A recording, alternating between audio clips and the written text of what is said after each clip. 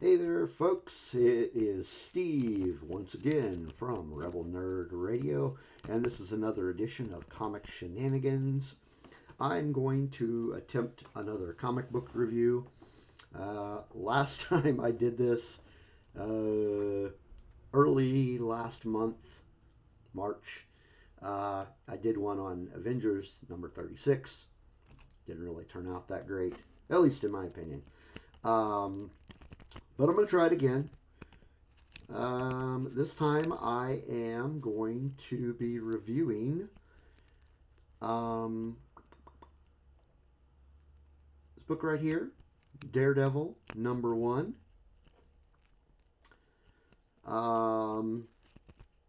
Daredevil, Marvel Comics kicked off a new ongoing Daredevil series today, April 1st, with a new creative team.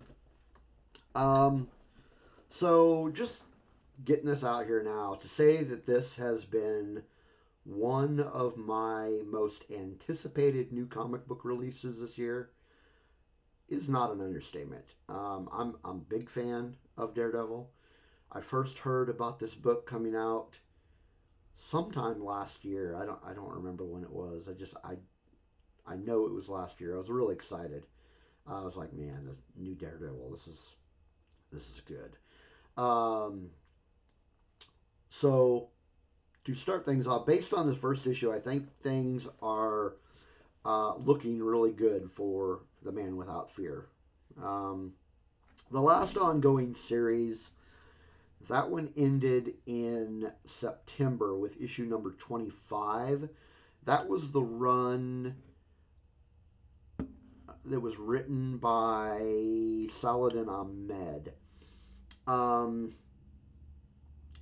wouldn't say that I disliked that run,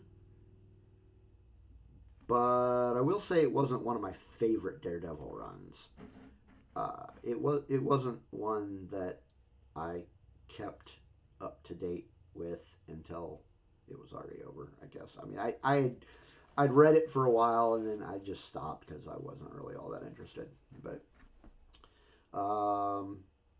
yeah, for fans of the Saladin run, sorry, it just wasn't my thing. If you don't know a lot about Daredevil, here's a quick background. Daredevil debuted in April 1964 in Daredevil number 1. That one was written by Stan Lee and drawn by Bill Everett. And needless to say, the character's gone through several changes since the 60s. Some good and some not so great. As a character, outside of comics, his first live action appearance was in 1989 in a TV movie called The Trial of the Incredible Hulk. He was played by Rex Harrison, and it was all right, I guess. His next live action appearance, as far as I can remember, is in 2003. He appeared in his first live action feature film with Ben Affleck starring as the main character. And that's all I'm going to say about that movie. But then in 2015, Netflix partnered with the Marvel Cinematic Universe to bring him to live action TV again with the TV show Daredevil. Charlie Cox filled the role. That was a great show.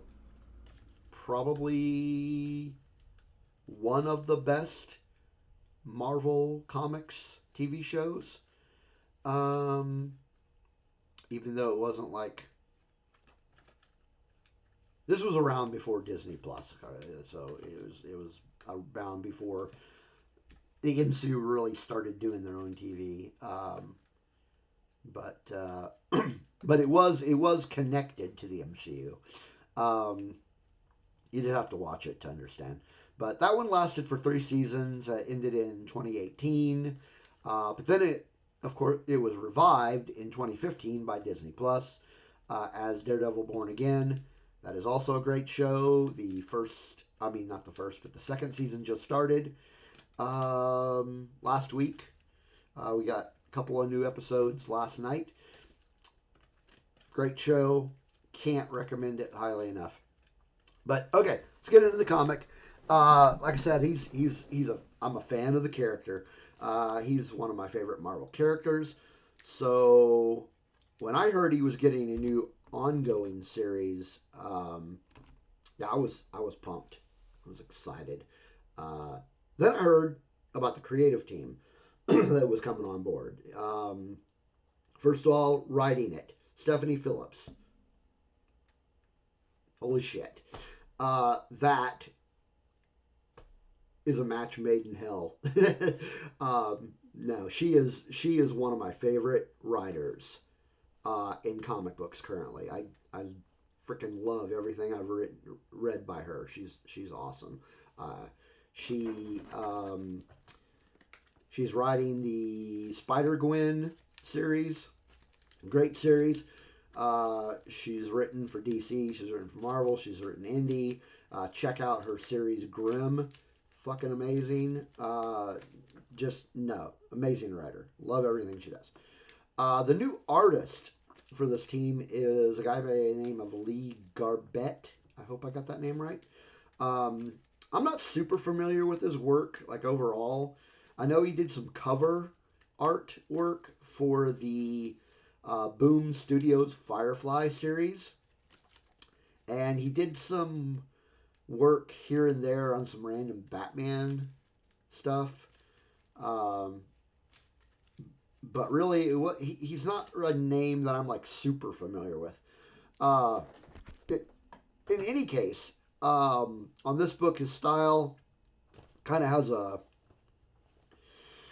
like a noir quality to it, and I like that. It was I love the.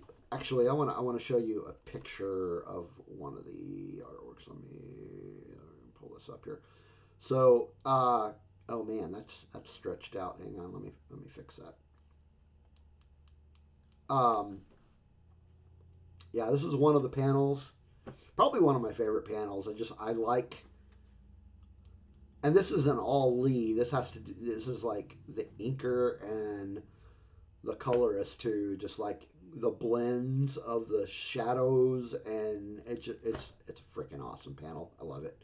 But also specifically, I love later in the book, there's this nod to the various Daredevil costumes through the ages. I thought that was great. There it is right there. Love this panel. Another favorite panel of the issue. Love it. But Lee Garbett, yeah, he's solid. Great team up with Stephanie. Does it just fits her narrative well. Action sequences are solid.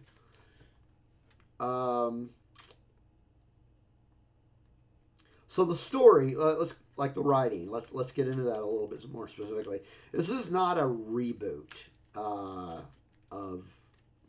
like I know that Marvel is doing like reboots here and there of characters, but this is not a reboot.